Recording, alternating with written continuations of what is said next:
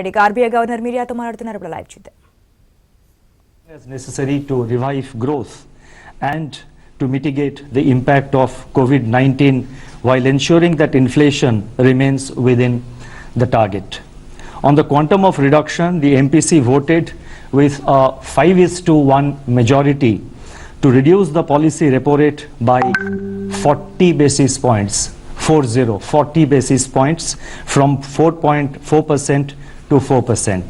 Consequently, the MSF rate and the bank rate now stand reduced to 4.25% and reverse repo rate stands reduced to 3.35%. Before I lay out the backdrop, the rational and expected outcomes of the MPC's decisions, I wish to thank the committee members for their valuable contribution during the deliberations. I would also like to thank my colleagues in the RBI who have been working tirelessly in RBI's fight against COVID-19. My gratitude goes out to our teams for their intellectual support, analytical work and the logistical arrangements. A special word of praise for our team of what is now about 200 officers, staff and service providers who are working unstinted 24/7 in isolation away from their families in order to keep the essential RBI services available to the nation. Once again, I wish to express our admiration for the doctors, the healthcare and medical staff, police, law enforcement agencies, functionaries and personnel of the government, the private sector, banks and other financial institutions who have risen to the occasion day after day through the pandemic to ensure continuity in provision of all essential services. Our deepest gratitude to their families too. I would now like to provide an assessment of the current macroeconomic situation, both global and domestic. By all counts, the macroeconomic and financial conditions are austere. The global economy is inexorably headed into recession. The global manufacturing PMI contracted to an 11-year low in April 2020. The global services PMI recorded its steepest decline in the history of the index. Among advanced economies that have released GDP readings for Q1 of 2020, contractions were in the range of 3.4% to 14.2%. For emerging market economies, the growth rate ranged between 2.9% and minus 6.8%. EMEs face additional pressures in the form of capital outflows and asset price volatility from the bouts of turbulence afflicting financial markets.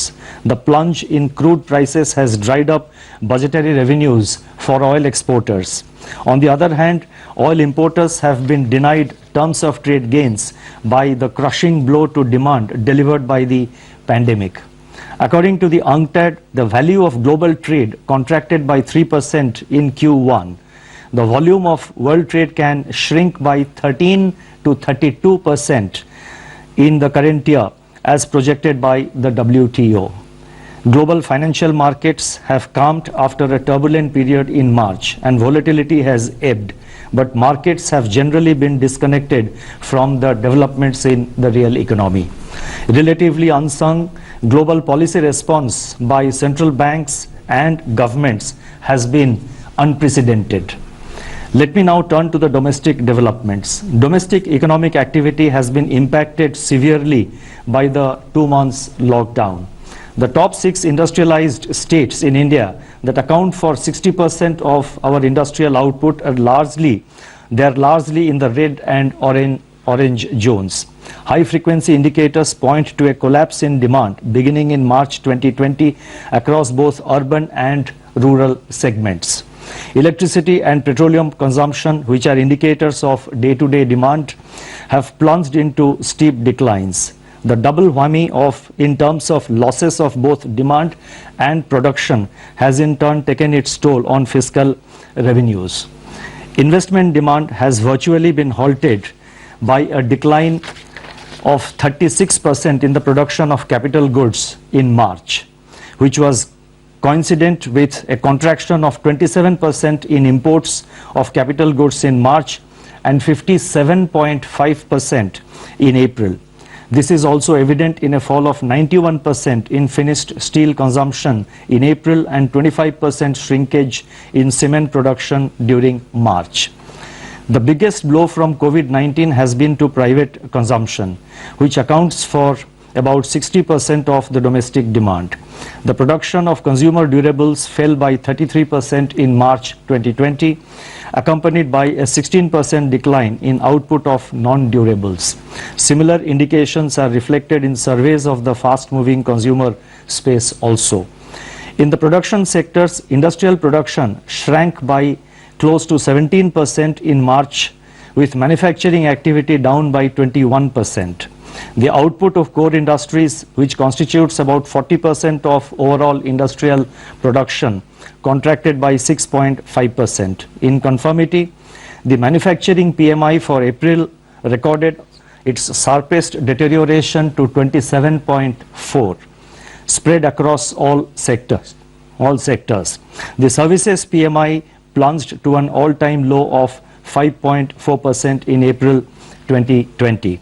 Amidst this encircling gloom, agriculture and allied activities have, however, provided a beacon of hope on the back of an increase of 3.7% in food grain production to a new record. A ray of hope also comes from the forecast of normal southwest monsoon by the India Meteorological Department. By 10th May 2020, up to which the latest information is available, Kharif sowing was higher by 44% compared to the last year's acreage. Rabi procurement is in full flow in respect of oilseeds, pulses, wheat, benefiting the bumper harvest. These developments will support farm incomes, improve the terms of trade facing the farm sector, and strengthen food security for the country. Going forward, these would also have a salutary effect on food price pressures. The inflation outlook has become complicated by the release of partial information on the consumer price index by National Statistics Organization, obscuring a comprehensive assessment of the price situation. From the incomplete data that have been made available, food inflation, which had eased in January, from its January 2020 peak for next 2 months, that is during February and March. Now suddenly they have reversed and surged to 8.6% in April as supply disruptions took their toll, immune to the ongoing demand compression. Prices of vegetables, pulses, oilseeds, milk and cereals emerged as pressure points. In the external sector, India's merchandise exports and imports suffered their worst slump in the last 30 years as COVID-19 paralyzed world production and demand. India's merchandise exports plunged by 60.3% in April, while imports contracted by 58.6%. India's foreign exchange reserves have, however, increased by 9.2 billion during 2021, that is from 1st April onwards, and so far, that is up to 15th of May, our foreign exchange forex reserves, they stand at 487 billion US dollars, which is equivalent to 1 year's imports. I now go to the outlook with regard to inflation and growth. Against this backdrop, the MPC assessed that inflation outlook is highly uncertain. The supply shock to food prices in April may show persistence over the next few months, depending upon the state of lockdown and the time taken to restore the supply chains after relaxation of the lockdown. Among the pressure points, the elevated level of pulses inflation is worrisome and warrants timely and swift supply-side interventions, including a reappraisal of the import duties. Immediate step-up of open market sales, PDS offtake by FCI to offload some part of excess stocks can also cool down cereal prices and also create room for Rabi procurement. Given the current global demand-supply balance, international crude oil prices, metals, and industrial raw materials are likely to remain soft. This would ease input costs for domestic firms. Deficient demand may hold down pressure on core inflation, although persisting supply dislocations impart uncertainty to their near-term outlook. Much will depend on the shape of the recovery after COVID-19. Accordingly, the MPC is of the view that headline inflation may remain firm in the first half of 2020, but should ease in the second half, aided also by favorable base effects. By Q3 and Q4 of the current financial year, it is expected that the headline inflation will fall below the target of 4%.